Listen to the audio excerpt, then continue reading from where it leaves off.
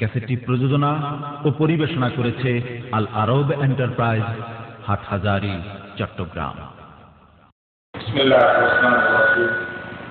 আল্লাহুম্মা লাকাল হামদু কুল্লুহু ওয়া লাকাশ শুকরু কুল্লুহু ওয়া ইলাইকা ইউরজাউল আমরু কুল্লুহু ওয়া লা বিয়াতুহু ওয়া সিররুহু ওয়া আহলুন আনতা আন তুহমাদ ওয়া আহলুন আনতা আন তু'বাদ ওয়া আনতা আলা কুল্লি শাইইন কাদির। লাকাল হামদু বিল ইসলামি ওয়া লাকাল হামদু বিল ঈমানি ওয়া লাকাল হামদু বিল কুরআন কাওয়াত্তা আদওয়ানা ওয়া আযহারতা আমনানা ওয়া জামা'তা ফুরকাতানা وكل ما سألناك يا ربنا آتيتنا فلك الحمد أنت نور السماوات والأرض ومن فيهن ولك الحمد أنت قيوم السماوات والأرض ومن فيهن ولك الحمد حتى ترضى ولك الحمد إذا رضيت ولك الحمد بعد الرضا ولك الحمد كالذي نقول ولك الحمد خيرا مما نقول. فأعوذ بالله من الشيطان الرجيم. بسم الله الرحمن الرحيم. لقد من الله على المؤمنين إذ بعث فيهم رسولا يتلو عليهم آياته ويزكيهم ويعلمهم الكتاب والحكمة إلى آخر الآية. صدق الله المولانا العظيم وصدق رسوله النبي الكريم ونحن على ذلك من الشاهدين والشاكرين والحمد لله رب العالمين. اللهم صل وسلم وبارك على نبيك الأمين وعلى آله وأصحابه وبارك وسلم وبارك على محمد وعلى آل محمد كما باركت على إبراهيم وعلى آل إبراهيم إنك حميد مجيد. মুআজ্জাজ হাজিরিন, আমি নির্দিষ্ট সময় পর্যন্ত ইনশাআল্লাহ কথাবার্তা বলবো। সকলের খিদমতে আমার এই আরজ হবে যে কিছু সময় আমি কথাবার্তা বলি, আমার কথাবার্তাগুলিকে মনোযোগ দিয়ে শুনবেন। আমার আল্লাহ যদি চান এই কথাবার্তাগুলির দ্বারা সর্বপ্রথম আমি উপকৃত হব, আমার আল্লাহ যদি চান এই কথাবার্তাগুলির দ্বারা আপনারাও উপকৃত হবেন। হে আমার প্রিয় ভাইয়েরা, আমার শ্রদ্ধেয় মুরব্বীরা, আরবিতে একটা প্রবাদ বাক্য আছে, কাব্বারানা মাউতুল কুবারা। বড় মরে গিয়ে আমাদেরকে বড় করেছেন। সত্যি যদি বড়রা দুনিয়াতে জীবিত থাকতেন, বা দুই একজন যারা আছেন তারা যদি সাধারণভাবে বিভিন্ন মাহফিলে আসতে পারতেন, এই চেয়ারে আমাদেরকে কেউ বসতে দিত না।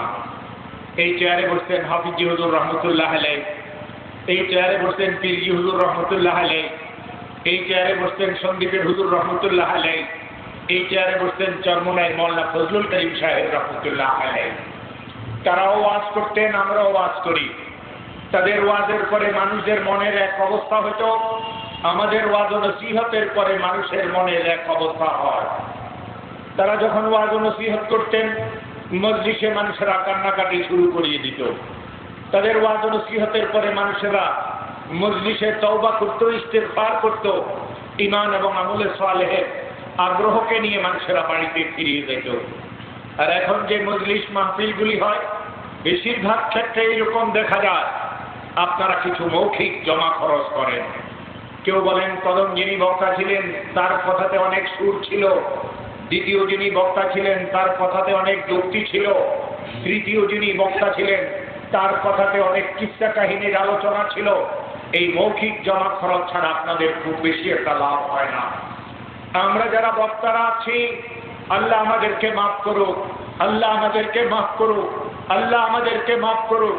অধিকাংশ বক্তা এই যুগে এরকম নিজেদের প্রতি আকর্ষিত করার জন্য মানুষদেরকে ওয়াজ ও নসিহত করে, অথচ দুই জাহানের সরকার মুহাম্মদুর রাসূলুল্লাহ সাল্লাল্লাহু আলাইহি ওয়াসাল্লাম ইরশাদ করেন, এমন বক্তা যে নিজের প্রতি মানুষদেরকে আকর্ষিত করার জন্য ওয়াজ ও নসিহত করে, কাল কিয়ামতের ময়দানে জান্নাতে যাওয়া তো দূরের কথা, জান্নাতের খুশবুও পাবে না। তার থেকেও দুঃখের কথা না বলিয়ে পারি না, এই জন্য বলতে হয়। অনেক সময় বিভিন্ন কারণে মানুষেরা হকের কথাকে গোপন করে। হ্যাঁ, এই হকের কথা যদি তাকে জিজ্ঞাসা করা হয়, তারপরে যদি তিনি এই হকের কথাকে গোপন করেন, আল্লাহ রাসূল সাল্লাল্লাহু আলাইহি ওয়াসাল্লাম অনেক শক্ত ইরশাদ তার সম্পর্কে বলেছেন। قال رسول الله صلى الله عليه وسلم من سئل عن علم علمه ثم كتمه ألزم يوم القيامة بلجام من النار আল্লাহ রাসূল বলেন, কোন মাওলানা মৌলভী মুফতিকে কেউ যদি শরীয়তের কোনো কথা জিজ্ঞাসা করে, কোন কারণে তিনি সেই কথাকে গোপন রাখেন, খোলাখুলিভাবে আল্লাহর হুকুমকে রাসূল পাক সাল্লাল্লাহু আলাইহি ওয়াসাল্লামের তরিকাতে বলেন না, কাল কিয়ামতের ময়দানে এই মাওলানা মুফতির মুখে জাহান্নামের আগুনের তৈরি লাগাম পরায় দেওয়া হবে। এর থেকেও সত্য ইরশাদ আল্লাহ রাসূল সাল্লাল্লাহু আলাইহি ওয়াসাল্লাম ইরশাদ করেছেন, এমন মাওলানা মুফতি যারা হকের কথাকে গোপন করে, যেই কোনো কারণেই হোক, যেই হক সম্পর্কে তাকে জিজ্ঞাসা করা হয়, কাল কিয়ামতের ময়দানে জাহান্নামের আগুনের তৈরি কেচি দিয়ে তার জিহ্বাকে কাটিয়ে দেওয়া হবে। হে আমার প্রিয় ভাইয়েরা, এই দুনিয়া খুবই ক্ষণস্থায়ী, খুব অল্প সময়ের জন্য আল্লাহ রাব্বুল আলামিন আমাদেরকে এই দুনিয়াতে পাঠাইছেন। এই দুনিয়ার সৌন্দর্যতার জন্য, এই দুনিয়ার শান্তির জন্য মানুষেরা যেন কোনো আত্মকলহে লিপ্ত না হয়, শান্তির জীবন মানুষদের কাটে। সেই শান্তির জীবন মানুষদের মধ্যে প্রধান নির্বাহী থেকে শুরু করে একজন দিন মজুর পর্যন্ত, প্রেসিডেন্ট হোক, প্রধানমন্ত্রী হোক, এমপি হোক, ওসি হোক, ডিসি হোক, এসপি হোক, যেই কেউ হোক, প্রত্যেকের কল্যাণের জন্য, প্রত্যেকের হেফাজতের জন্য, প্রত্যেকের জীবনে শান্তির ধারা পাওয়ার জন্য আল্লাহ রাব্বুল আলামিন আম্বিয়া আলাইহিস সালাতু ওয়াস সালামের মোবারক জামাতকে দুনিয়াতে পাঠাইছেন।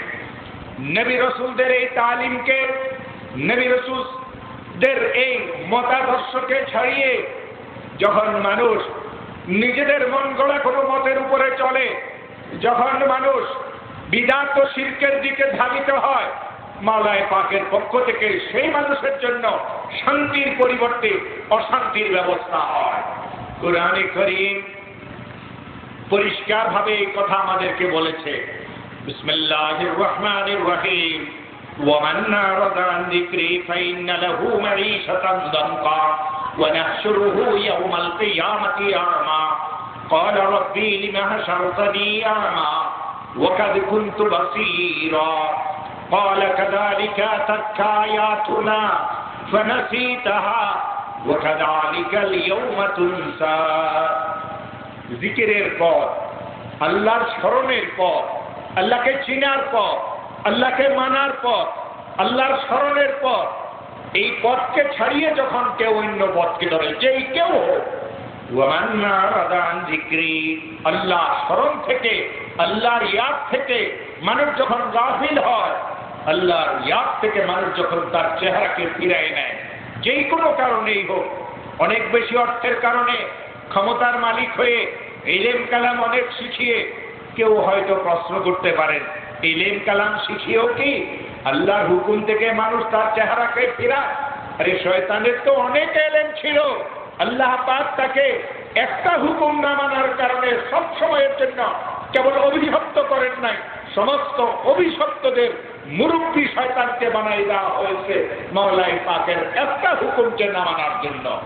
অতএব আমাদেরকে চিন্তা করার দরকার, আমি যদি মাওলায়ে পাকের হুকুমকে সুন্দর মতো আদায় না করি, তাহলে আমার গতি কোথায় হবে? হে আমার প্রিয় ভাইয়েরা, আজ থেকে অল্প কিছুদিন আগে আমরা কেউ এই দুনিয়াতে ছিলাম না, কিছুদিন পরে আমরা কেউ থাকবো না। ছিলাম রূহের জগতে, আলমে আরওয়াহ যাকে বলা হয়।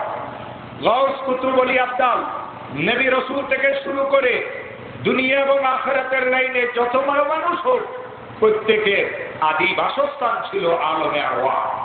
এই আলমে আরওয়াহ থেকে আল্লাহ পাকের হুকুম মতো আমরা আসছি আমাদের মায়ের পেটে। রূহ সম্পর্কে কোরআনে কারিমে ছোট্ট একটা আয়াত আছে, মুহাম্মদুর রাসূলুল্লাহ সাল্লাল্লাহু আলাইহি ওয়াসাল্লামকে খিতাব করিয়ে আল্লাহ রাব্বুল আলামিন ইরশাদ করেছেন, ইয়াসআলুনাকা আনির রূহ কুলির রূহু মিন আমরি রাব্বি। হে আমার রাসূল, লোকেরা আপনাকে রূহ সম্পর্কে জিজ্ঞাসা করে, কোন জিনিসের নাম রূহ? আপনি বলে দেন আপনার মাওলার এক হুকুমের নাম রূহ। এই রূহ ছিল রূহের জগতে, আলমে আরওয়াহতে আল্লাহ পাকের হুকুম হয়েছে। এই রূহ আসছে মায়ের পেটে, ছিল যতদিন মায়ের পেটে, যতদিন আল্লাহ পাক তার থাকাতে পছন্দ করেছেন, এই রূহের যখন দুনিয়াতে আসার সময় হয়েছে, আল্লাহ রাব্বুল আলামিন ইরশাদ করেন, ওয়াল্লাহু আখরাজাকুম মিন বুতুনি উম্মাহাতিকুম, আমি আল্লাহই তোমাদেরকে তোমাদের মায়ের পেট থেকে বাহির করছি। দাদি নানি বাহির করেন নাই, খালা ফুফু বাহির করেন নাই, কোন ধাত্রী কোন লেডি ডাক্তার বাহির করে নাই, বাহির করছেন মওলা। মওলা যদি বাহির না করতেন এই দুনিয়াতে কেউ আসতে পারত না। এই দুনিয়াতে আসার পরে অল্প কিছুদিন আমরা শিশু ছিলাম, এরপরে আমরা বালক ছিলাম, এরপরে আমরা যুবক, এরপরে প্রাপ্তবয়স্কে পৌঁছেছি। আমাদের মধ্যে অনেকে বুড়ো হয়ে গেছে, আমাদের মধ্যে অনেকে সেই শিশু অবস্থায় দুনিয়ার থেকে চলে গেছে, আমাদের মধ্যে অনেকে বালক অবস্থায় দুনিয়া থেকে চলে গেছে, আমাদের থেকে অনেকে যুবক অবস্থায় দুনিয়ার থেকে চলে গেছে, আমাদের মধ্যে অনেকে প্রাপ্তবয়স্ক হওয়ার পরে চলে গেছে। আমরা যারা বুড়োরা আছি যাওয়ার অপেক্ষায় আছি। হে আমার প্রিয় ভাইয়েরা, খুব সুন্দর করি আল্লাহর এক ওলি এই কথাকে বলেছেন। আমি নবুয়ত এবং রিসালাতের উপরে কথা বলবো। নবুয়ত এবং রিসালাতের ভূমিকা হিসেবে কয়েক মিনিট আমি কথা বলবো। এই কথাগুলিকে খুব মনোযোগ দিয়ে শুনেন। আল্লাহর এক ওলি বলেন, না কোই রহা হয় না কোই রহেগা, রহেগা তো সিরফ জিক্রে নে কোই রহেগা। কেউ নাই, কেউ থাকবে না, কেবল নেকির আলোচনা থাকবে, স্মৃতির আলোচনা থাকবে। আমি আছি, আমার পিতা নাই, আমার পিতা আছেন, আমার দাদা নাই, আমার দাদা আছেন, তার আব্বা নাই। আদম আলাইহিস সালাম থেকে শুরু করে আজকের দুনিয়ার শেষ ক্ষণে যার মৃত্যু হয়েছে সে যেরকম নিশ্চিহ্ন হয়ে গেছে, আমি আপনিও নিশ্চিহ্ন হয়ে যাব। অনেক ব্যবসায়ী ছিল, আজ নাই। চাকরিজীবী ছিল, আজ নাই। কৃষক ছিল, আজ নাই। রাজা বাদশা ছিল, আজ নাই। তাদের যে অবস্থা আমার আপনারও সেই অবস্থা হবে। এই অবস্থার প্রতি দৃষ্টিপাত না থাকার কারণে মানুষ পথভ্রষ্টতার পথকে অনুসরণ করে, নবী রাসূলের পথকে প্রত্যাখ্যান করে, মাওলার জিকির থেকে গাফিল থাকে। মাওলার জিকিরের গাফলত তাকে কোন পর্যায়ে পৌঁছায়? ওই আল্লাহর ওলি বলেন, না কোই রহা হয় না কোই রহেগা, রহেগা তো সিরফ জিক্রে মে কোই রহেগা। কেউ নাই, কেউ থাকবে না, কেবল নেকির আলোচনা থাকবে। ইমাম বুখারী ছিলেন নাই, ইমাম মুসলিম ছিলেন নাই, ইমাম শামী ছিলেন নাই, ইবনে হাজার আসকালানী ছিলেন নাই, জালালউদ্দিন সয়ুতি ছিলেন নাই, জালালউদ্দিন মহল্লি ছিলেন নাই, দুনিয়ার বাছা বাছা ইমামগণ, ইমামে শাফি ছিলেন নাই, ইমামে আহমদ ইবনে হাম্বল ছিলেন নাই। হে আমার প্রিয় ভাইয়েরা, ইমাম আবু হানিফার কবরে যাওয়ার পরে মনের এক অবস্থা হয়, ইমামে শাফির কবরে যাওয়ার পরে মনের এক অবস্থা হয়। আমি ইমাম শাফির কবর জিয়ারত করেছি, ইমাম আহমদ ইবনে হাম্বলের কবর জিয়ারত করেছি, ইমাম মালিক রহমতুল্লাহের কবরের জিয়ারত করেছি। ওই সমস্ত স্মৃতি সমূহ যা তারা দুনিয়াতে রাখিয়ে গেছেন, তাদের কবরের পাড়ে গেলে ওই স্মৃতিগুলি আর চোখের সামনে ভাসিয়ে আসবে। এই সেই ইমামে শাফি রহমতুল্লাহ আলাইহি, হযরত ইমামে আবু হানিফা রহমতুল্লাহ আলাইহি যেদিন দুনিয়ার থেকে ইন্তেকাল করেন, সেই দিন ইমামে শাফি রহমতুল্লাহ আলাইহি দুনিয়ার থেকে বিদায় নেন। ইমাম শাফি রহমতুল্লাহ আলাইহি তার মায়ের পেটে 2.5 বছর পর্যন্ত ছিলেন। আমরা এই জন্য ঠাট্টা করি, শাফি মাযহাবের লোকদেরকে এই কথা বলি, আমাদের ইমাম যতদিন দুনিয়াতে ছিলেন তোমাদের ইমাম দুনিয়াতে আসার সাহস করে নাই। আমাদের ইমাম যেদিন দুনিয়াতে আসতেন তোমাদের ইমাম সেই দিন দুনিয়ার থেকে বিদায় হয়েছে। তারাও আমাদেরকে ঠাট্টা করিয়ে বলে, আমাদের ইমাম যেদিন দুনিয়াতে আসছে তোমাদের বুড়ো ইমাম সেই দিন দুনিয়াতে থাকতে পারে নাই, তাকে দুনিয়ার থেকে বিদায় নিয়ে যাওয়া লাগছে। অথচ ইমামে শাফি রহমতুল্লাহ আলাইহি সেই দিন জন্মগ্রহণ করেন যেই দিন ইমামে আবু হানিফা রহমতুল্লাহ আলাইহি এই দুনিয়া থেকে গেলেন। নবী রাসূলদের আদর্শে আদর্শিত এই মানুষদের দিলে কেমন ভালোবাসা ছিল। ইমামে আবু হানিফা রহমতুল্লাহ আলাইহি সম্পর্কে ইমামে শাফি রহমতুল্লাহ আলাইহি কথা বলতেন, আইজ যিকরা নওমানিন লানা আন্না যিকরাহু হুয়াল মিসকু মা কাররাতাহু ইয়াতাজাওয়াউ। তোমরা আমার সামনে ইমাম আবু হানিফার আলোচনা করো। কেউ যদি আমার সামনে ইমামে আবু হানিফার আলোচনা করে, ইমামে আবু হানিফার আলোচনা থেকে আমি মেশক আম্বরের সুঘ্রাণ পাই। কেমন সম্পর্ক ছিল, এটাই স্মৃতি। না কোই রহা হয় না কোই রহেগা, রহেগা তো সিরফ জিক্রে নে কোই রহেগা। কেউ নাই, কেউ থাকবে না, নেকির স্মৃতি নেকির আলোচনা থাকবে। একজন মহাপ্রতাপশালী নেতা কওম ও মিল্লতের জন্য যদি ভালো করিয়ে যায়, কওম ও মিল্লত তাকে যতদিন এই দুনিয়াতে থাকবে স্মরণ করবে। এই নেতাটা কওম ও মিল্লতের সাথে যদি গদ্দারি করে, বেঈমানি করে, এই লোকটাকে কওম ও মিল্লত আন্তরিকতার সাথে কোনো দিন স্মরণ করবে না। न कोई रहा है न कोई रहेगा, रहेगा तो सिर्फ जिक्र ने कोई रहेगा। আমার প্রিয় ভাইরা, আল্লাহর আরেক ওলি এই কথাটাকে আরো সুন্দর করে আমাদেরকে বুঝাইছেন। তিনি বলেন, কাম মিন সাফিনিন ইয়াঈশু মিনাদ দাহরি, কাম মিন সাফিনিন ইয়াঈশু মিনাদ দাহরি ওয়া কাম মিন সাহিহিন ইয়ামুতু বিলা সাবাবি। মহাদুরারোগ্য ব্যাধি নিয়ে একজন লোক বিছনায় ছটফট করে, মৃত্যু আসে না। তিনি চান না বাঁচিয়ে থাকুক, শরীর তার অনেক ভারী, ঘরে কেউ নাই, কাপড় বদল করার লোকও নাই, পিশাব পায়খানা করে তৃষ্ণাকে তিনি নষ্ট করিয়ে ফেলেন, পচা দুর্গন্ধের মধ্যে তিনি পড়িয়ে থাকেন। শুইতে শুইতে পিঠের মধ্যে পচন ধরিয়ে গেছে, কোমরে পচন ধরিয়ে গেছে, মহা দুরারোগ্য ব্যাধি নিয়ে বিছনায় তিনি ছটফট করতেছেন। তিনি চান, আল্লাহ এই কষ্টের থেকে আমাকে ইমানের সাথে মৃত্যু দান করো। সন্তান সন্ততি এটা চায় এই কষ্টের থেকে আব্বাজানের ইমানের সাথে মৃত্যু হয়ে যাক, কিন্তু মাওলা চান না তার মৃত্যু আসে না। ইযা জা আজালুহুম লা ইস্তাখিরুনা সাআতান ওয়া লা ইস্তাকদিমুন, আইনামা তাকুনু ইউদরিকুমুল মাউত ওয়ালাউ কুনতুম ফি বুরুজিন মুসাইয়াদা ইন্নাকা মাইয়াতুন ওয়া ইন্নাহুম লামাইয়াতুন। মৃত্যু নির্দিষ্ট সময়ে আসে, এক সেকেন্ড আগেও আসে না, এক সেকেন্ড পরেও আসে না। দুনিয়ার কোনো ক্ষমতা দিয়ে, প্রতিপত্তি দিয়ে, শক্তি দিয়ে, সুকঠিন কোন গম্বুজের ভিতরে আশ্রয় নিয়ে মৃত্যুকে কেউ ঠেকাইতে পারে না। আইনামা তাকুনু ইউদরিকুমুল মাউত ওয়ালাউ কুনতুম ফি বুরুজিন মুসাইয়াদা। বড় মাওলানা সাহেব, বড় মুফতি সাহেব, গাউস কুতুব ওলি আফতার সাহেব, বড় ব্যবসায়ী সাহেব, বড় ক্ষমতার মালিক, আপনার থেকে অনেক বড় বড় ক্ষমতার মালিক এই দুনিয়াতে এসেছিল, আজকে তাদের কোনো অস্তিত্ব নাই। নির্দিষ্ট একটা সময়ের পরে আপনিও অস্তিত্বহীন হয়ে যাবেন। এই জন্য আল্লাহ সেই ওলি বলেন, কাম মিন সাকিবিন ইয়াঈশু মিনাদ দাহরি, যুগ যুগ পর্যন্ত মহা দুরারোগ্য ব্যাধি নিয়ে কঠিন কষ্ট করিয়ে বিছানায় কেউ ছটফট করে। ওয়া কাম মিন সাহিহিন ইয়ামুতু বিলা সাবাবি, একদম কোনো রোগ নাই, কোনো অসুস্থতা নাই, একেবারে বাচ্চা মানুষ, কারণ ছাড়া হঠাৎ মরিয়ে যায়। লোকেরা বলে এখনো মরার সময় হয় নাই। মানুষদের বলার দ্বারা কিচ্ছুই আসে যায় না। মাওলা বলেন, প্রত্যেকের মৃত্যুকে আমি নির্দিষ্ট সময়ে করিয়ে রাখছি। কেউ জানে না তার মৃত্যু কখন হবে, কেউ জানে না আগামী দিন কি কামাবে। দুই ধানের সরকার মুহাম্মদুর রাসূলুল্লাহ সাল্লাল্লাহু আলাইহি ওয়াসাল্লামকে খিতাব করিয়ে আল্লাহ রাব্বুল আলামিন ইরশাদ করেন, ও আমার রাসূল, ওয়া বিআইয়াদিন তামুত ওয়া মাযা তাকসিরু গাদা, ও আমার নবী, কোন জমিনে আপনার মৃত্যু হবে, আগামী দিন আপনি কি কামাবেন আপনি জানেন না।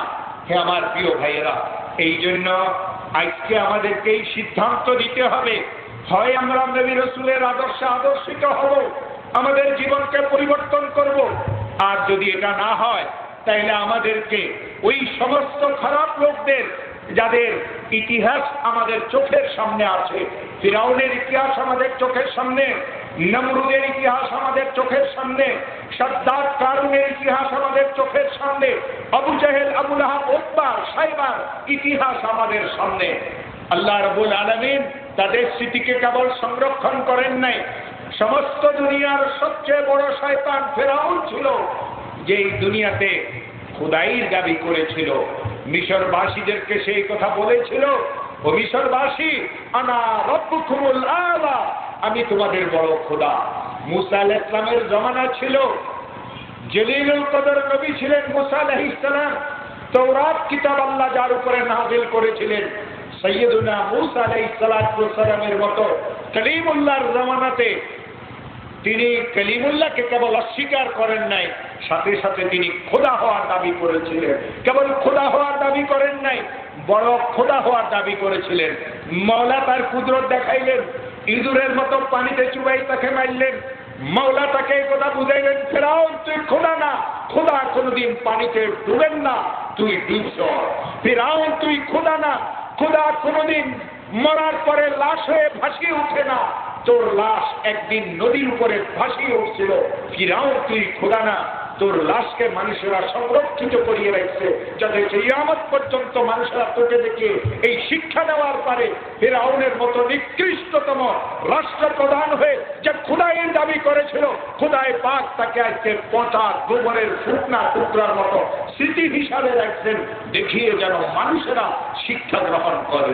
হে আমার প্রিয় ভাইয়েরা, এই কোরআনে কারীম যেটা আমাদের সামনে আছে, এই কোরআনে কারীমের 30টা পারা আছে, এই কোরআনে কারীমে 6666টা আয়াত আছে, এই কোরআনে কারীমে 114টা সূরা আছে, এই কোরআনে কারীমে 6666 আয়াত থেকে 500 আয়াত হুকুম আহকামের বাদ দিলে 6166টা আয়াত হয়।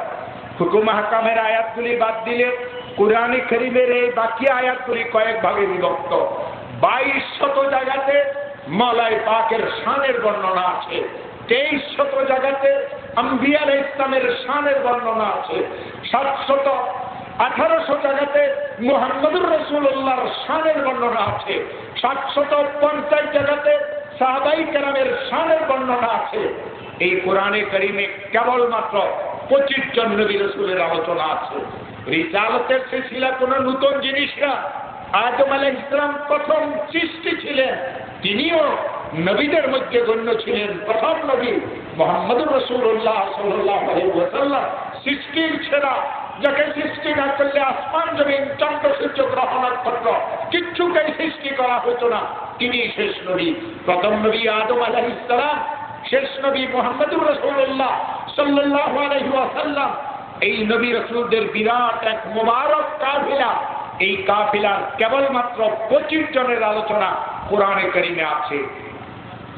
আদম আলাইহিস সালামের আলোচনা কোরআনে কারীমে 25 জায়গাতে আছে।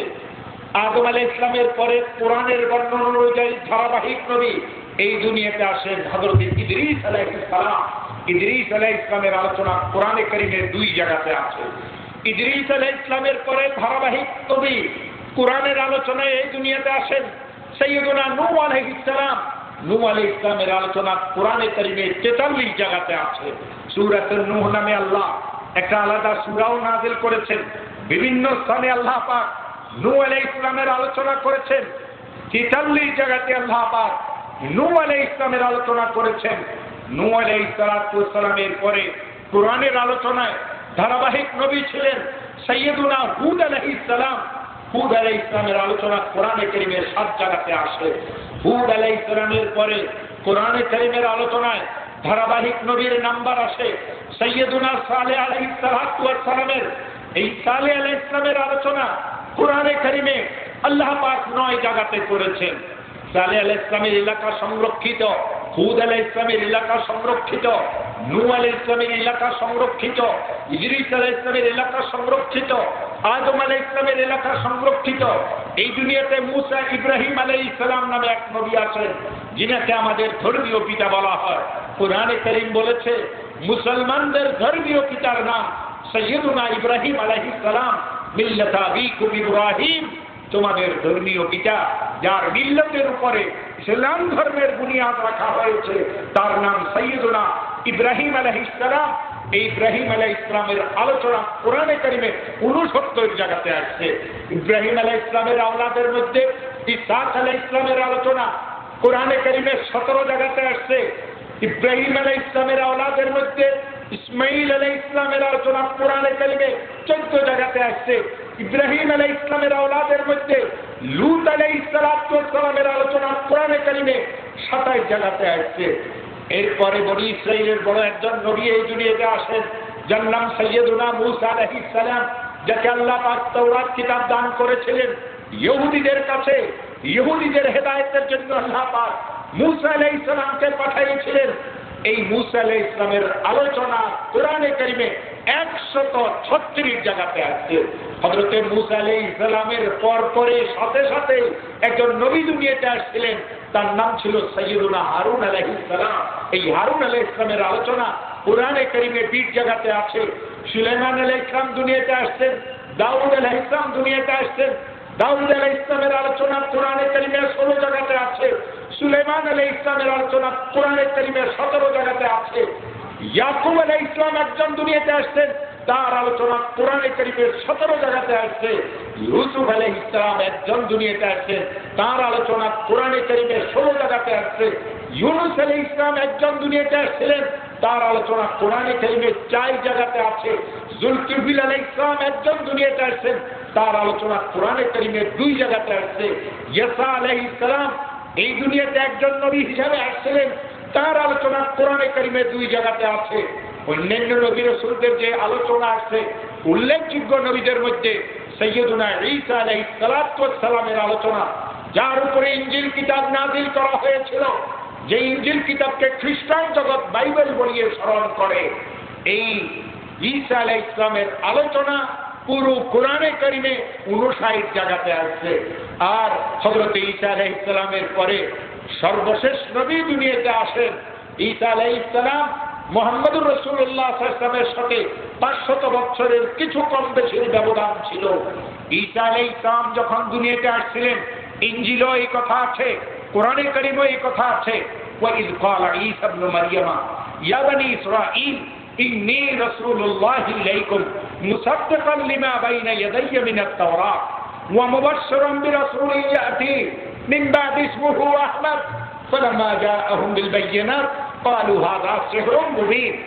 ঈসা আলাইহিস সালাম তার কওমকে, তার জাতিকে এই কথা বলেছিলেন, হে বনি ইসরাইলেরা, মুসা আলাইহিস সালাম যেরকম বনি ইসরাইলের নবী ছিলেন, ঈসা আলাইহিস সালামও বনি ইসরাইলদের জন্য প্রেরিত হয়েছিলেন।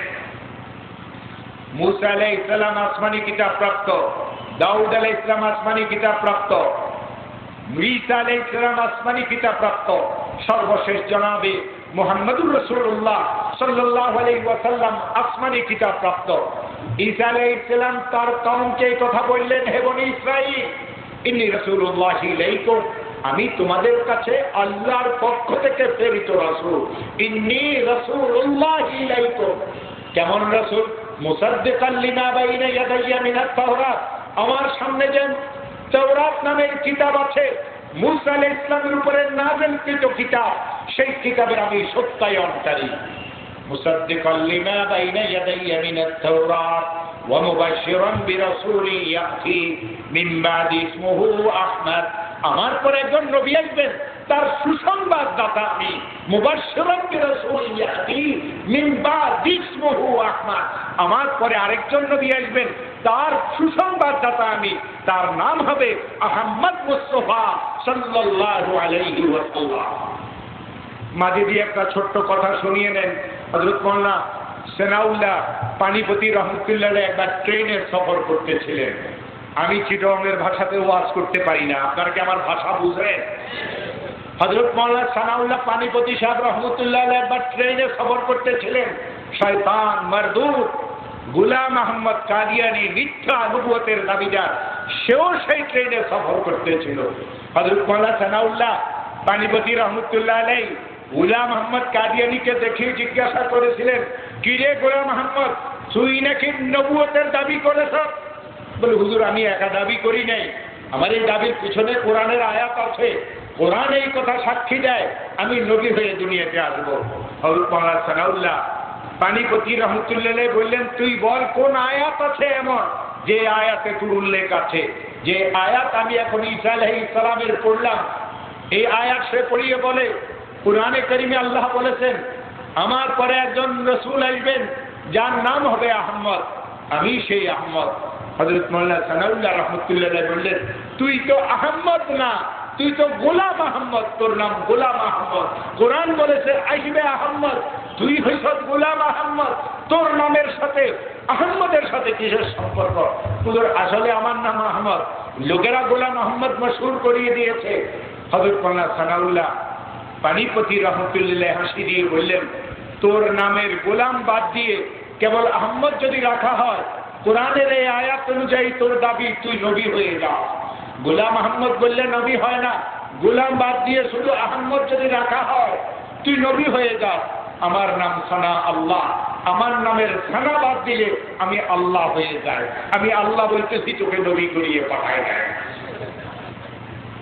দেখেন এই কথাটা বাঁধ দিয়ে শুনিয়ে নেন। কোরআনে কারীমে এই কথা বলা হয়েছে, হাদিস শরীফে এই কথা আসছে, বিসমিল্লাহির রহমানির রহিম মা কানা মুহাম্মাদুন আবা আহাদিন মির রিজালিকুম ওয়ালাকিন রাসূলুল্লাহি ওয়া খাতামান নবিয়্যিন। লম্বা চড়া এক ঘটনার পরিপ্রেক্ষিতে আল্লাহ রাব্বুল আলামিন এই আয়াত নাযিল করেছেন। এই আয়াতের নজুলের সাথে অবতীর্ণের সাথে যায়েদ বিন হারেসার লম্বা চড়া ঘটনা সংযুক্ত। আল্লাহ রাব্বুল আলামিন কোরআনে কারীমের এই আয়াতে ইরশাদ করতেছেন, হে মুহাম্মদ সাল্লাল্লাহু আলাইহি ওয়াসাল্লামের উম্মতেরা, হে জগতের লোকেরা, মা কানা মুহাম্মাদুন আবা আহাদিন মির রিজালিকুম, মুহাম্মাদুর রাসূলুল্লাহ সাল্লাল্লাহু আলাইহি ওয়াসাল্লাম তোমাদের কারো পিতা না, তোমাদের কারো বাবা না। মুহাম্মদ সাল্লাল্লাহু আলাইহি ওয়াসাল্লামের একটা পরিচয় আছে, ওয়ালাকিন রাসূলুল্লাহ, তিনি আল্লাহর রাসূল, ওয়া খাতামান নবিয়্যিন, তিনি শেষ নবী। কিয়ামত পর্যন্ত আর কোন নবী আসবে না। মুহাম্মদুর রাসূলুল্লাহ সাল্লাল্লাহু আলাইহি ওয়াসাল্লাম বলে, ওয়া আনা খাতামুন নবিয়্যিন লা নবিয়্যা বাদি, আমি শেষ নবী, কিয়ামত পর্যন্ত আর কোন নবী এই দুনিয়াতে আসবে না। আর এক হাদিসে আল্লাহ রাসূল সাল্লাল্লাহু আলাইহি ওয়াসাল্লাম ইরশাদ করেন, ওয়ালা তাকুমুস সাআ ওয়ালা তাকুমুস সাআ হাত্তা ইয়াকুনা ফিল আরদি সালাতুনা কাযাবুনা ইয়াদউনা নবুওয়া, ওই সময় পর্যন্ত কিয়ামত কায়েম হবে না যেই সময় পর্যন্ত এই দুনিয়াতে 30 জন মিথ্যা নবুয়তের দাবিদার না আসবে। গোলাম আহমদ কাদিয়ানীর নাম্বার ছিল 18 নাম্বার। গত সপ্তাহে আমাদের বাংলাদেশের শেরপুরে এক শয়তান নবী হওয়ার দাবি করেছে, গভর্নমেন্ট তাকে অ্যারেস্ট করেছে, জেলখানাতে তাকে পাঠাইছে। আপনারা শুনছেন কিনা জানি না, 3 ওয়াক্ত নামাজের ঘোষণা দিয়ে বাংলাদেশের শেরপুরে জামালপুরের কাছে এক শয়তান নবী হওয়ার দাবি করেছে। 19 নম্বর শয়তানের নাম্বার দুনিয়াতে আসলো। কিয়ামত কায়েম হওয়ার জন্য আরো 11 জন মিথ্যা নবীর জন্য, মিথ্যুক নবীর জন্য আমাদেরকে অপেক্ষা করা লাগবে। মুহাম্মদুর রাসূলুল্লাহ সাল্লাল্লাহু আলাইহি ওয়াসাল্লাম শেষ নবী। মুহাম্মদ সাল্লাল্লাহু আলাইহি ওয়াসাল্লামের পরে আর কোন নবী আসবে না। হযরতে ঈসা আলাইহিস সালাম তৌরাত থেকে পূর্ববর্তী কিতাবগুলির সত্যায়নকারী ছিলেন। সহিফা ইব্রাহিম আছে, দাউদ আলাইহিস সালামের জবুর আছে, অন্যান্য নবী রাসূলদের উপরে আল্লাহ পাক যেই সমস্ত কিতাব নাযিল করেছিলেন, তাওরাত সহ সমস্ত কিতাবের সত্যায়নকারী ছিলেন সাইয়্যিদুনা ঈসা আলাইহিস সালাম। তারপরে যেহেতু মুহাম্মদ সাল্লাল্লাহু আলাইহি ওয়াসাল্লাম নবী হয়ে আসবেন, এই জন্য তিনি পূর্বের সমস্ত কিতাবের সত্যায়ন করেছিলেন, মুহাম্মদ সাল্লাল্লাহু আলাইহি ওয়াসাল্লামের আশা সুসংবাদ দিয়েছিলেন। নবী রাসূলদের যে কাফেলা, নবী রাসূলদের যে সিলসিলা, এই সিলসিলার অন্যতম নিদর্শন পূর্বের কোন নবীকে পরের কোন নবী আসিয়ে মিথ্যাচার করেন নাই। প্রত্যেক নবী পরে আসিয়ে পূর্বের নবীর সত্যায়ন করেছেন। তারপরে যেই নবী আসবেন সেই নবী সম্পর্কে কওম ও জাতিকে একটা আভাস দিয়ে গেছেন। ঈসা আলাইহিস সালাম যেইভাবে আভাস দিয়েছেন, হে আমার প্রিয় ভাইয়েরা, হযরতে দাউদ আলাইহিস সালামের উম্মতের হেদায়েতের জন্য আল্লাহ জবুর কিতাব নাযিল করলেন। এই জবুর কিতাবে আমাদের আলোচনা আছে। মূসা আলাইহিস সালামের উম্মতের হেদায়েতের জন্য আল্লাহ পাক তাওরাত কিতাব নাযিল করলেন। এই তাওরাত কিতাবেও আমাদের আলোচনা আছে। হযরতে ঈসা আলাইহিস সালামের উম্মতের হেদায়েতের জন্য আল্লাহ পাক ইনজিল কিতাব নাযিল করলেন। এই ইনজিল কিতাবেও আমাদের আলোচনা আছে। আমাদের আলোচনা মানে সাহাবায়ে কেরাম রিদওয়ানুল্লাহি আলাইহিম আজমাইনের আলোচনা। আমরা এই কথা তাফসীরের কিতাবে পড়েছি। হযরতে দাউদ আলাইহিস সালামের কিতাব জবুরে হযরতে দাউদ আলাইহিস সালামের সাহাবীদের আলোচনা আসছে 7 জায়গাতে, আর মুহাম্মদুর রাসূলুল্লাহ সাল্লাল্লাহু আলাইহি ওয়াসাল্লামের সাহাবায়ে কেরামের আলোচনা আসছে 13 জায়গাতে। হযরতে মূসা আলাইহিস সালামের কিতাব তাওরাত কিতাবে মূসা আলাইহিস সালামের সাহাবীদের আলোচনা আসছে 9 জায়গাতে।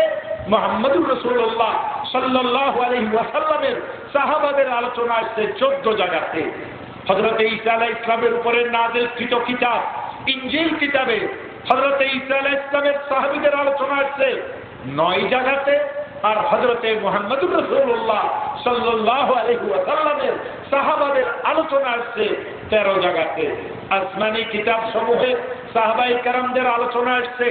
এত বড় নবী শেষ জামানাতে আসবেন, এত বড় রিসালত নিয়ে দুনিয়াতে আসবেন, তার উপরে নবুয়ত শেষ, তার উপরে রিসালত শেষ। কিয়ামত পর্যন্তের জন্য ইসলাম কেবল আল্লাহর কাছে মনোনীত ধর্ম। ইন্নাদ দীনা ইনদাল্লাহিল ইসলাম, কিয়ামত পর্যন্ত ইসলাম দুনিয়াতে থাকবে, কিয়ামত পর্যন্ত ইসলামের সিলেবাস কোরআনে কারীম দুনিয়াতে থাকবে, কিয়ামত পর্যন্ত মুহাম্মদ সাল্লাল্লাহু আলাইহি ওয়াসাল্লামের শরীয়ত দুনিয়াতে থাকবে, কিয়ামত পর্যন্ত মুহাম্মদ সাল্লাল্লাহু আলাইহি ওয়াসাল্লামের উম্মত মুহাম্মদের উম্মতে মুহাম্মদিয়া কিয়ামত পর্যন্ত দুনিয়াতে থাকবে।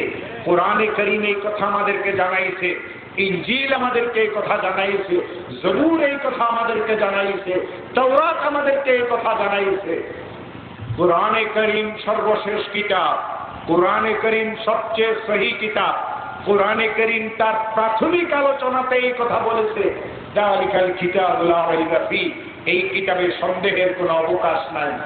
আর মুহাম্মদুর রাসূলুল্লাহ সাল্লাল্লাহু আলাইহি ওয়াসাল্লামের রিসালাতের কথা, নবুয়তের কথা, ব্যক্তিত্বের কথা, তার সৌন্দর্যতার কথা, তার চরিত্রের কথা কেউ বলিয়ে শেষ করতে পারবে না। আম্মা জান আয়েশা সিদ্দিকাকে একজনে আসি জিজ্ঞাসা করে, আল্লাহ রাসূলের জীবন চরিত্র কেমন ছিল? তিনি জিজ্ঞাসা করলেন, তুমি কি কোরআন শরীফ পড়ো নাই? তিনি বলছেন, হ্যাঁ কোরআন পড়ছি। রাসূল আকরাম সাল্লাল্লাহু আলাইহি ওয়াসাল্লামের জীবন আদর্শ সম্পর্কে আম্মা জান উত্তর দিলেন, কানা খুলুকুহু আল কোরআন, রাসূলের চরিত্রই ছিল কোরআন। যা কোরআনে আছে লিখিত সেটার বহিঃপ্রকাশ মুহাম্মদুর রাসূলুল্লাহ সাল্লাল্লাহু আলাইহি ওয়াসাল্লাম। হে আমার প্রিয় ভাইয়েরা, জবুর কেন আজকে আমলের যুদ্ধ না? তাওরাত কেন আমলের যুদ্ধ না? ইনজিল কেন আমলের যুদ্ধ না? কোরআনে কারীমকে কেন মানতে হবে? আদম আলাইহিস সালাম বাপ হয়ে অনুসরণের যুদ্ধ কেন না? ইব্রাহিম আলাইহিস সালাম ধর্মীয় পিতা হয়ে অনুসরণের যুদ্ধ কেন না? কেন মুহাম্মদ সাল্লাল্লাহু আলাইহি ওয়াসাল্লামকে মানতে হবে?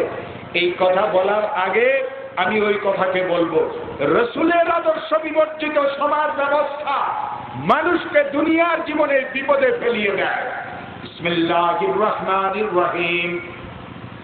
ওয়ামান আ'রাদা আন যিকরি فإن له معيشة ضنكا ونحشره يوم القيامة أعمى قال ربي لم حشرتني أعمى وقد كنت بصيرا قال كذلك أتتك آياتنا فنسيتها وكذلك اليوم تنسى। কোরআনে কারীম পরিষ্কার ভাবে বলে, কোরআন কারো এজেন্ট না, কোরআন কারো পক্ষেও বলে না, কোরআন কারো বিপক্ষেও বলে না। কোরআন তার দামি বাণীটাকে সমানভাবে সুন্দরভাবে বর্ণনা করিয়ে দেয়। যার বিপদ কপাল মন্দ সে কোরআনের অভিশাপের নিচে পড়ে, যার কপাল ভালো সে কোরআনের পক্ষে থাকে, কোরআনের পক্ষে কথা বলে, আল্লাহ পাক তাকে সামনের দিকে অগ্রসর করাই নিয়ে যায়। কোরআন কি বলে? ওয়ামান আ'রাদা আন যিকরি, আমার জিকির থেকে, আমার ইয়াদ থেকে, আমার স্মরণ থেকে যদি কেউ গাফিল হয়, আমি তাকে দুনিয়ার জীবনটাকে খুব কঠিন করিয়ে দেব। অনেক লোক আছে দামি গাড়িতে যাচ্ছে, অনেক লোক আছে ক্ষমতার অনেক বাহাদুরি আছে, আপনি আমি তাকে দেখিয়ে মনে মনে আফসোস করি, হায় আমার যদি এরকম একটা পাদারো পারানো গাড়ি হইতো, হায় আমার যদি এরকম ক্ষমতা হইতো, হায় আমার যদি এরকম দেড় জোড়া ব্যবসা বাণিজ্য হইতো। আমি আপনি আফসোস করি।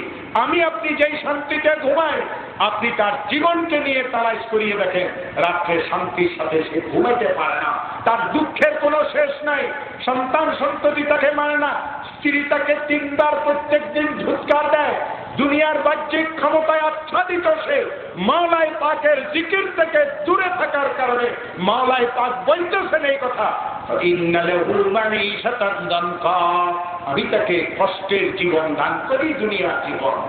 হে আমার প্রিয় ভাইরা, এটা হইতেই পারে না মাওলার জিকির থেকে কেউ গাফিল থাকে, রাসূলের রিসালাতের আদর্শ থেকে কেউ গাফিল থাকে, সে শান্তি পাবে। তাহলে তো ফিরআউন শান্তি পেত, নমরুদ শান্তি পেত, আবু জাহেল শান্তি পেত, আবু লাহাব শান্তি পেত, উতবা শান্তি পেত, মুহাম্মদ সাল্লাল্লাহু আলাইহি ওয়াসাল্লাম শান্তি পেতেন না, নাউযুবিল্লাহ। বিলাল গোলাম হয়ে শান্তি পেতেন না, বিলাল গোলাম হয়ে কেবল শান্তি পান নাই, মুহাম্মদুর রাসূলুল্লাহ সাল্লাল্লাহু আলাইহি ওয়াসাল্লামের সাথ করেন, ও বিলাল এমন কি আমল করো, দুনিয়াতেও আমার সাথে থাকো, জান্নাতে যখন যায় তোমার খড়মের পায়ের আওয়াজ আমি শুনি।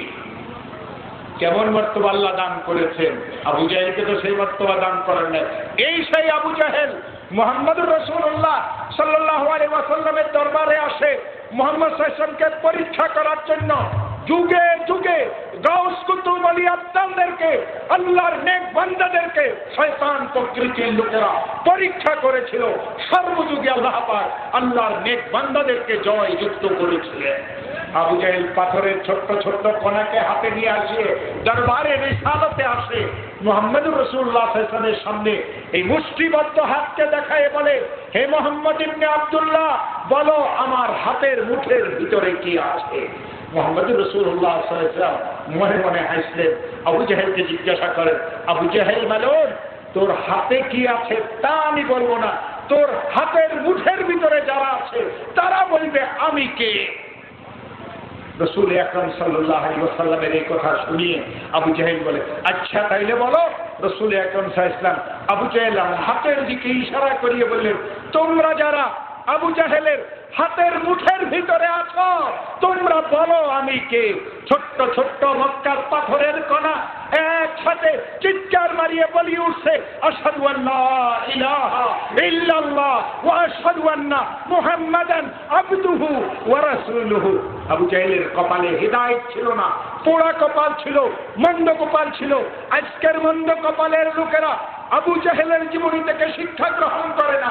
আবু জাহেলেরও সেরকম জীবন ছিল, পাথরগুলিকে এইভাবে মারে আর চিৎকার করিয়ে বলে, আগে মোহাম্মদের জাদু মক্কার লোকদের উপরে চলত, মোহাম্মদ তো এত বড় জাদুকর, তার জাদু এখন মক্কার পাথর কণার উপরে পর্যন্ত চলা শুরু হয়েছে। আল্লাহ তার কিসমতে হিদায়াত রাখেন নাই, অথচ আবু জাহেল মুহাম্মদুর রাসূলুল্লাহ সাল্লাল্লাহু আলাইহি ওয়াসাল্লামকে চিনত, মুহাম্মদ সাল্লাল্লাহু আলাইহি ওয়াসাল্লামের আব্বাকে চিনত, মুহাম্মদ সাল্লাল্লাহু আলাইহি ওয়াসাল্লামের দাদাকে চিনত। মুহাম্মদ সাল্লাল্লাহু আলাইহি ওয়াসাল্লামের চরিত্রের নির্মলতা, সৌন্দর্যতা আবু জাহেলের সামনে ছিল, কিন্তু আল্লাহ তার কিসমতে হিদায়াত রাখেন নাই। রাসূল আকরাম সাল্লাল্লাহু আলাইহি ওয়াসাল্লামকে আল্লাহ রাব্বুল আলামিন রিসালাতের এত বরকত দান করেছিলেন, সমস্ত নবী রাসূলদের রিসালাতের বরকত, নবুয়তের বরকতকে যদি এক পাল্লাতে রাখা হয়, দুই জাহানের সরকার মুহাম্মদুর রাসূলুল্লাহ সাল্লাল্লাহু আলাইহি ওয়াসাল্লামের নবুয়ত আর রিসালাতের বরকতকে যদি এক পাল্লাতে রাখা হয়, আল্লাহ রাসূলের নবুয়ত আর রিসালাতের বরকত বেশি হয়। অন্যান্য নবীরা এসেছিলেন এলাকার জন্য, গ্রামের জন্য, শহরের জন্য, পল্লীর জন্য, গোত্রের জন্য। কোরআনের সাক্ষী দেয় মুহাম্মদুর রাসূলুল্লাহ সাল্লাল্লাহু আলাইহি ওয়াসাল্লাম এসেছিলেন ওমা আরসালনাকা ইল্লা রাহমাতাল লিল আলামিন, উভয় জাহানের জন্য মুহাম্মদুর রাসূলুল্লাহ সাল্লাল্লাহু আলাইহি ওয়াসাল্লাম রহমত হয়ে এসেছিলেন। সেই রহমতের নবীর উম্মত আজকে এতভাবে বিভক্ত কেন? কেউ বলে এটা যায়, কেউ বলে এটা না যায়। হে আমার প্রিয় ভাইরা, কোরআনে কারীমের সব উত্তর আছে। কোরআনে কারীম সব কথা খোলামেলা ভাবে বলে। কোরআনে পাকের সম্পর্কে আমি আগে বলেছি, কোরআন কারো পক্ষেও বলে না, কারো বিপক্ষেও বলে না, সে তার নীতিকে বর্ণনা করিয়ে দেয়। এই নীতির বর্ণনার মাঝে যে তার পক্ষে, সে তার পক্ষে গুণগান গায়ে দেয়, আর যে তার বিপক্ষে তার উপরে খোদাই পাকের লানত হইতে থাকে। যেন তার কানে আল্লাহর কোরআনের আওয়াজ যাচ্ছে, তারপরও সে হেদায়েত পাচ্ছে না, তার পোড়া কপাল মন্দ। এই কপাল মন্দের কথা কোরআনে কারীমে আল্লাহ বলেন, যারা আমার জিকির থেকে গাফেল, আমার নবী রাসূলদের জীবন আদর্শ থেকে যারা পদচ্যুত, তাদেরকে আমি দুনিয়াতে কষ্টের জীবন দেব। ওয়ানাহশুরুহু ইয়াওমাল কিয়ামাতি আমা, কাল কিয়ামতের ময়দানে আমি তাদেরকে অন্ধ করে উঠাবো। আজকে দুনিয়াতে অনেক কিছু করা সম্ভব, কাল কিয়ামতের ময়দানে যারা নবী রাসূলদের আদর্শ বিবর্জিত জীবন আদর্শকে অনুকরণ করে, তারা অন্ধ হয়ে কিয়ামতের ময়দানে উঠা লাগবে। কোরআনে কারীম পরিষ্কার ভাবে এই কথা বলে, ওয়ানাহশুরুহু ইয়াওমাল কিয়ামাতি আমা, কাল কিয়ামতের ময়দানে আমি তাদেরকে অন্ধ করে উঠাবো। এই লোকটা দুনিয়াতে চোখওয়ালা ছিল, আল্লাহর আদালতে সেই কথা বলবে, ক্বালা রাব্বি লিমা হাশারতানি আমা ওয়া কাদ কুনতু বাসীরা। মাওলা গো, দুনিয়াতে তো আমি চোখওয়ালা ছিলাম, এই হাসরের ময়দানে আমাকে কেন অন্ধ করিয়ে উঠানো হলো? মাওলা উত্তর দিবেন, ক্বালা কাযালিকা আতাতকা আয়াতুনা, আমার আয়াত তোমার কাছে গিয়েছিল, উলামায়ে হকের বাণী তোমার কানে পৌঁছেছিল, নবী রসুলদের হিদায়াতের কথা তোমার কানে পড়েছিল, সেই দিন তুমি অন্ধ ছিলা, নবী রসুলদের কথাকে গ্রাহ্য করো নাই। ওয়াকাযালিকাল ইয়াওমা তুনসা, দুনিয়াতে আমার ওই কথাকে যদি মানতা, আজকে তোমাকে অন্ধ হয়ে হাসরের ময়দানে উঠায় জোড়া। এ আমার প্রিয় ভাইয়েরা, রাসূল আকরাম সাল্লাল্লাহু আলাইহি ওয়াসাল্লামের বরকত কত বেশি ছিল। দুই জাহানের সরকার মুহাম্মদুর রাসূলুল্লাহ সাল্লাল্লাহু আলাইহি ওয়াসাল্লামের জীবনী যদি দেখেন, চিটগাঁওয়ের লোক বেশিরভাগ হজে যায়, অনেক লোক হজে যায়। আপনারা দেখছেন মসজিদে নববীতে যেই জায়গাতে রাসূল আকরাম সাল্লাল্লাহু আলাইহি ওয়াসাল্লামের রওজায়ে মুবারক আছে, তার থেকে হাতের মাপা 27 হাতের ব্যবধানে মুহাম্মদুর রাসূলুল্লাহ সাল্লাল্লাহু আলাইহি ওয়াসাল্লামের মিম্বর আছে, তার থেকে 2.25 হাতের ব্যবধানে মুহাম্মদুর রাসূলুল্লাহ সাল্লাল্লাহু আলাইহি ওয়াসাল্লামের মিহরাব মুবারক আছে। এটা সেই মিহরাব যেখানে দাঁড়ায় দুই জাহানের সরকার মুহাম্মদুর রাসূলুল্লাহ সাল্লাল্লাহু আলাইহি ওয়াসাল্লাম নামাজ পড়াইতেন। এটা সেই মিম্বর যেই মিম্বরে দাঁড়ায়া মুহাম্মদুর রাসূলুল্লাহ সাল্লাল্লাহু আলাইহি ওয়াসাল্লাম খুতবা দিতেন। এই মিম্বর বেশ লম্বা, আমাদের মসজিদের মিম্বরের মতো 2.5 হাত 3 হাত লম্বা মিম্বর না, অনেক লম্বা মিম্বর। দুই জাহানের সরকার মুহাম্মদুর রাসূলুল্লাহ সাল্লাল্লাহু আলাইহি ওয়াসাল্লাম, এই মিম্বরের কপালে একটা হাদিস লেখা আছে, قال رسول الله صلى الله عليه وسلم ما بين قبري ومنبري روضة من رياض الجنة, আমার কবর আমার মিম্বর এই দুইয়ের মাঝের যে জায়গাটুকু, এই জায়গাটুকু বেহেশতের বাগান, এটা বেহেশতের অংশ।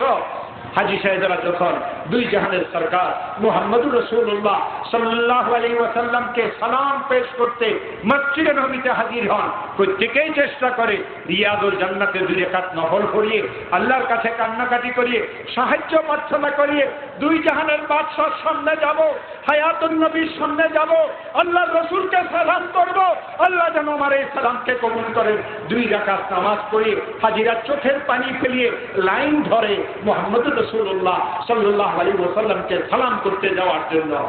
এই রওজায়ে মুবারক আর এই মিম্বর এর মাঝের যে কয়টা পিলার আছে, প্রত্যেকটা পিলারের সাথে মুহাম্মদুর রাসূলুল্লাহ সাল্লাল্লাহু আলাইহি ওয়াসাল্লামের জীবনের স্মৃতি বিজড়িত একটা ঘটনা আছে। প্রত্যেকটা পিলারের কপালে তার নাম লেখা আছে। কোন পিলারের নাম উসওয়ানাতুল হান্নানা, কোন পিলারের নাম উসওয়ানাতুল হারাস, কোন পিলারের নাম উসওয়ানাতুল ওহদ, কোন পিলারের নাম কিছু, কোন পিলারের নাম কিছু, কোন পিলারের নাম কিছু। রাসূল আকরাম সাল্লাল্লাহু আলাইহি ওয়াসাল্লামের জন্য একজন সাহাবী মিম্বর তৈরি করেন, আমার নাম মনে আসতেছে না, বুখারী শরীফের কিতাবুল মানাসিকে হাদিস আছে। আল্লাহ রাসূল সাল্লাল্লাহু আলাইহি ওয়াসাল্লামের জন্য কে প্রথম মিম্বর তৈরি করেছিলেন? আল্লাহ রাসূল মিম্বর তৈরি হওয়ার পরে খুশি হয়েছেন, দাঁড়ায় খুতবা দিতে হতো, দাঁড়ায় কথাবার্তা বলতে হতো, বয়স অনেক বেশি হয়ে গেছে, বসি একটু কথা বলতে পারবেন। রাসূল আকরাম সাল্লাল্লাহু আলাইহি ওয়াসাল্লামের জীবনীতে আছে, রাসূল পাক সাল্লাল্লাহু আলাইহি ওয়াসাল্লাম এত বরকতওয়ালা নবী ছিলেন, আল্লাহর রাসূল মিম্বরে গিয়ে বসলেন, কোনো কথা বলা শুরু করেন নাই। উপস্থিত সাহাবায়ে কেরাম শুনতেছেন, মসজিদে নববীর ভিতরে কে বা কাহারা ছোট্ট বাচ্চা ছেলের মতো ডুকরিয়ে ডুকরিয়ে কাঁদতেছে। একে অন্যের চেহারার দিকে দেখেন, কারো চেহারা থেকে কান্নার আওয়াজ নাই, চোখে কারো পানি নাই, কে কাঁদতেছে? কেউ বুঝলেন না। একজন বুঝলেন, তিনি ছিলেন রাসূলুল্লাহ সাল্লাল্লাহু আলাইহি ওয়াসাল্লাম। তিনি তার মিম্বর শরীফ থেকে নামলেন। এই তার রওজায়ে মুবারক, রওজায়ে মুবারকের ডাইন দিকে কিবলার দিকে ফিরলে 2 হাতের ব্যবধানে 9.5 হাতের ব্যবধানে একটা পিলার, এখানে একটা খেজুর গাছ ছিল। আল্লাহ রাসূল সেই খেজুর গাছের কাছে গেলেন, কাছে গিয়ে সে গাছের উপরে ওয়ামাসা রাসূলুল্লাহ সাল্লাল্লাহু আলাইহি ওয়াসাল্লাম বিয়াদিহি শরীফ, আল্লাহ রাসূল তার হাত দিয়ে গাছের উপরে এইভাবে মুছিয়ে দিলেন। গাছের উপরে হাত পড়লো, কান্না বন্ধ হয়ে গেল। সাহাবায়ে কেরাম বুঝলেন এই গাছটা কাঁদতেছিল। লম্বা চড়া ঘটনা আছে। দুই জাহানের সরকার মুহাম্মদুর রাসূলুল্লাহ সাল্লাল্লাহু আলাইহি ওয়াসাল্লাম একজন নবী হিসাবে না, একজন রসুল হিসাবে না, এই গাছের সাথে আল্লাহ রসুলের আত্মার এত সম্পর্ক ছিল। আল্লাহ রসুলের গাছকে জিজ্ঞাসা করেন, তুমি কেন কাঁদতেছ? গাছ বলে, ইয়া রাসূলুল্লাহ সাল্লাল্লাহু আলাইহি ওয়াসাল্লাম, এতদিন আপনি আমার সাথে টেক লাগায় খুতবা করতেন, ওয়াজ নসিহত করতেন, আজকে আমাকে ছাড়িয়ে আপনি মিম্বরে গিয়ে বসছেন, আপনার বিচ্ছেদে আমি কাঁদতেছি। রসুলের সামান্য বিচ্ছেদ, সামান্য কয়েক হাতের ব্যবধানের বিচ্ছেদ একটা গাছ সহ্য করে না, উম্মত হয়ে রসুলের বিচ্ছেদকে আমরা কিভাবে সহ্য করি, রসুলের সুন্নতকে কিভাবে আমরা বিসর্জন দেই, আবার রসুলের সুন্নতের সাথে সম্পর্ক না রাখিয়ে আশিকে রসুলের দাবি আমরা কিভাবে করি। হে আমার প্রিয় ভাইয়েরা, হে আমার প্রিয় ভাইয়েরা, আল্লাহ রসুল বলেন, ও গাছ তুমি কেটা চাও, আমি তোমাকে জান্নাতের বাগানে লাগাই দেব, জান্নাতের লোকেরা তোমার এই ফলকে ভোগ করবে। গাছ বললো, ইয়া রাসূলুল্লাহ, আমি এটা চাই না। গাছকে আল্লাহ রসুল জিজ্ঞাসা করলেন, তুমি কে এটা চাও? তোমাকে দুনিয়ার বাগানে আমি লাগাই দেব, দুনিয়ার মুসলমানেরা তোমার ফল ভোগ করবে। গাছ বলল, ইয়া রাসূলুল্লাহ সাল্লাল্লাহু আলাইহি ওয়াসাল্লাম, আমি এটা চাই না। আল্লাহ রসুল বললেন, কি চাও? গাছ বলল, ইয়া রাসূলুল্লাহ সাল্লাল্লাহু আলাইহি ওয়াসাল্লাম, হায়াত এবং মওতে আমি আপনার সাথে থাকতে চাই। আল্লাহ রসুল সাল্লাল্লাহু আলাইহি ওয়াসাল্লাম হুকুম দিলেন, এই গাছটাকে কাটো, আমার মিম্বরের নিচে দাফন করো। এই গাছ যতটুকু লম্বা ছিল, বর্তমান মসজিদে নবীর মিম্বর তাই ততটুকু লম্বা। কি আমার প্রিয় ভাইরা, গাছ আল্লাহ রসুলের বিচ্ছেদে কেঁদেছিল। কত বড় রহমতের নবী ছিলেন।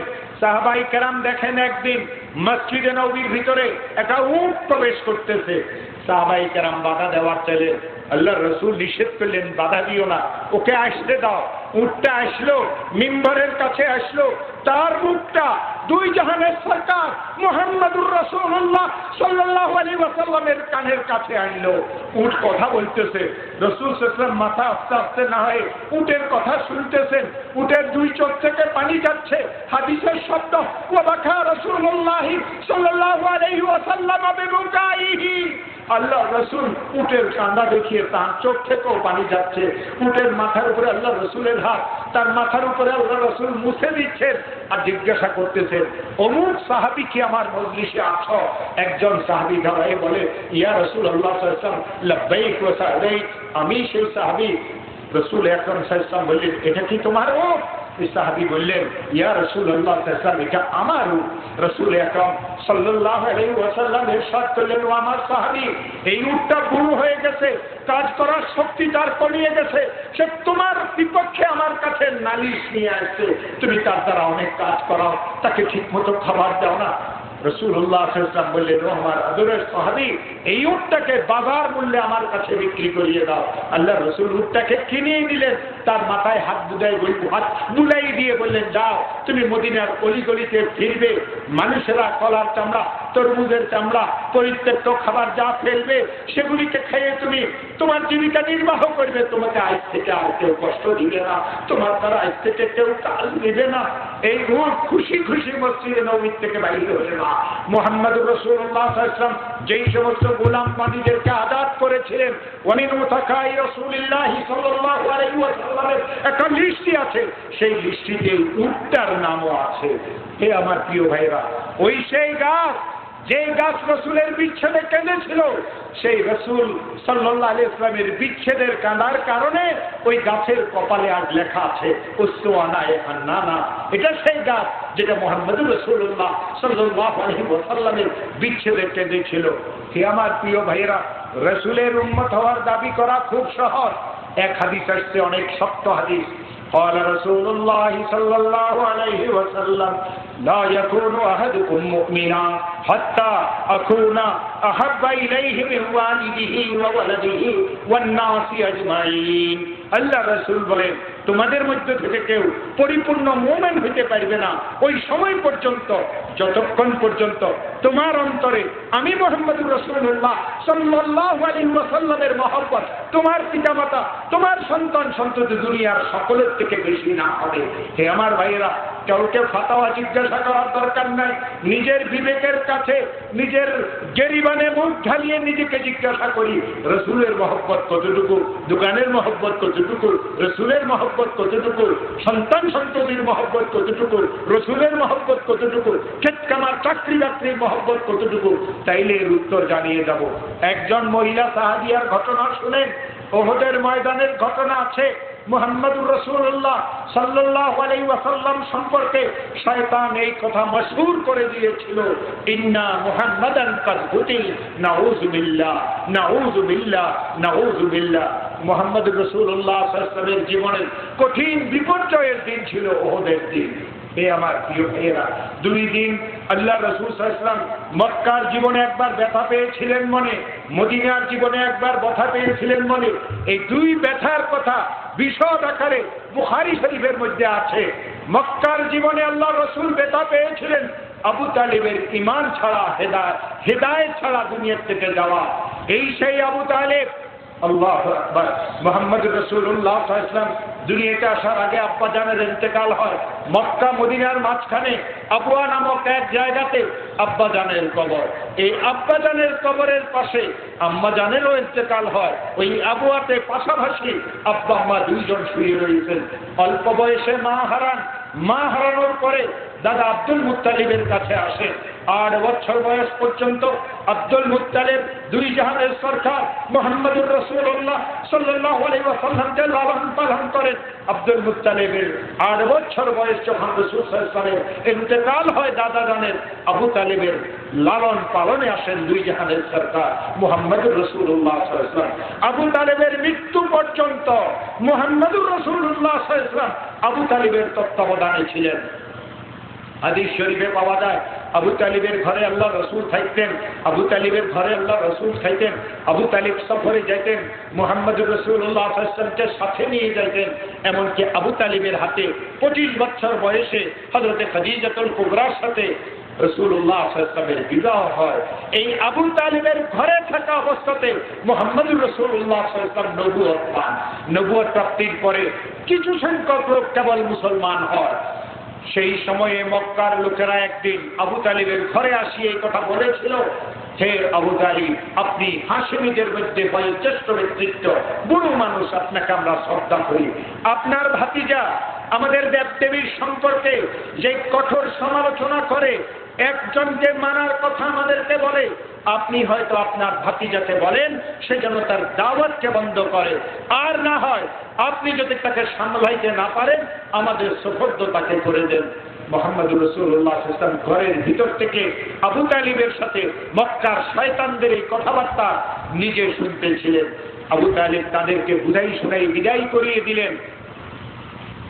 আর রাসূলুল্লাহ সাল্লাল্লাহু আলাইহি ওয়াসাল্লামকে ডাকিয়ে বললেন, হে মুহাম্মদ ইবনে আব্দুল্লাহ, শহরের লোকেরা কি বলেছে তুমি কি শুনেছ?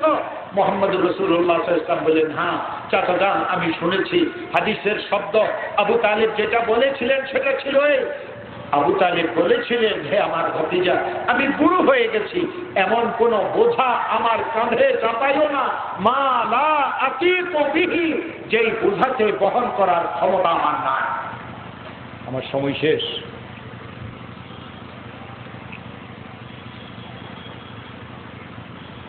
হযরত রাসূলুল্লাহ সাল্লাল্লাহু আলাইহি ওয়াসাল্লাম বুঝেছিলেন এই চাচা আবু তালিব এত বেশি আমার সাথে দয়া অনুগ্রহ করেন, মনে হয় চাচা আর আমার সাথ দিবেন না।